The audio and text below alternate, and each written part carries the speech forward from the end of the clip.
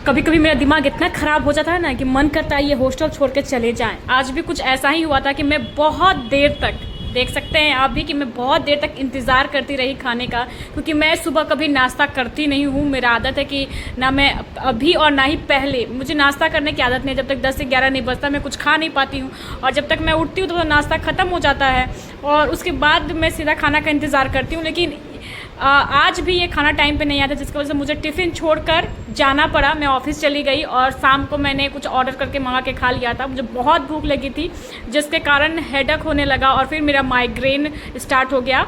और शाम में मैं रिटर्न हुई। मैंने अब जो चाबी थी वो अपनी एक हॉस्टल की लड़की को मैं दे के गई थी, ताकि मेरे रूम को साफ़ कर दिया जाए, क्योंकि जो यहाँ पे साफ़ करने वाली है वो दोपहर के टाइम में आती है और हम दोपहर में रहते नहीं हैं। लेकिन वो आज आई ही नहीं थी, छुट्टी पर थी, तो जिसकी वजह से रूम साफ़ नहीं हुआ था मेरा।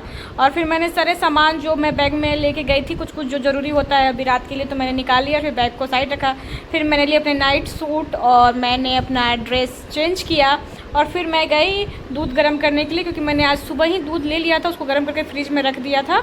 और फिर मैंने ये सोचा था कि कभी कभी ऐसा होता है ना कि जब मैं लेट से ऑफिस से निकलती हूँ तो मुझे वहाँ पे दूध की दुकान पे जाने के बाद पता चलता है कि दूध ख़त्म हो गई है। इसलिए मैंने सोचा क्या कि चलो आज मैं सुबह ही, जब मैं मैगी लाने गई थी तो मैंने दूध लेके चली आई थी, और ताकि मैं रात में मुझे लेना ना पड़े। तो मैंने वो अपने मुँह धोआ, उसके बाद मैं सीधे जाने वाली थी दूध गर्म करने के लिए। क्या आप लोगों के साथ भी कभी कभी ऐसा होता है कि आप लोग ज़्यादा देर तक भूखे रहो तो आपके सर में दर्द होने लगता है? पर मुझे तो माइग्रेन की शिकायत है।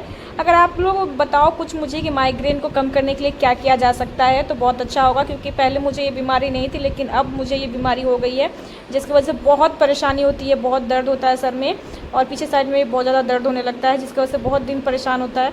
तो फिर मैंने मुँह कान अपना साफ़ किया, मेकअप को धो दिया, उसके बाद मैं गई अपनी चप्पल जो मैं बाहर बालकोनी में रखती हूँ उसे मैंने पहना, और फिर मैं सीधे चली गई फ्रिज के पास। ये मेरा ऑफिस है, मैंने कुछ जो अपने कपड़े खोले थे उसको भी मैंने पहले अच्छे से रख दिया ताकि दिक्कत ना हो।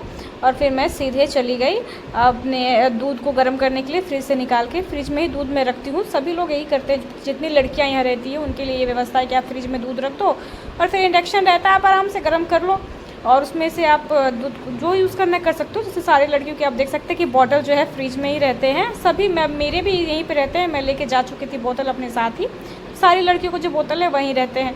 तो मैंने दूध गर्म किया। एक माइग्रेन एक ऐसा बीमारी है ना जिसमें हमको लगता है कि लोग इरिटेट ज़्यादा जल्दी होता है। जैसे कि हम भी ज़्यादा देर तक भूखे रहते हैं ना, वो बहुत इरिटेशन होने लगता है, बहुत ज़्यादा, और फिर गुस्सा आने लगता है और दर्द होने लगता है। जब तक दवा ना लूँ तब तक ठीक नहीं होता है दर्द। फिर मैं अपनी एक दोस्त के पास गई थी, लेकिन उसका वो शायद नहीं थी, वो ऊपर गई होगी अपनी फ्रेंड लोग के पास। तो मैं फिर से घूम के चली आई और दूध को गर्म किया। उसके बाद फिर मैं सीधे चली गई अपने रूम पर। वो मेरी दोस्त नहीं थी, वही मैं बता रही थी यहाँ पे। और फिर मैं अपने दोस्त के पास दूध मैंने रूम में रखा, और ये मेरा आज का खाना है। Bye, good night.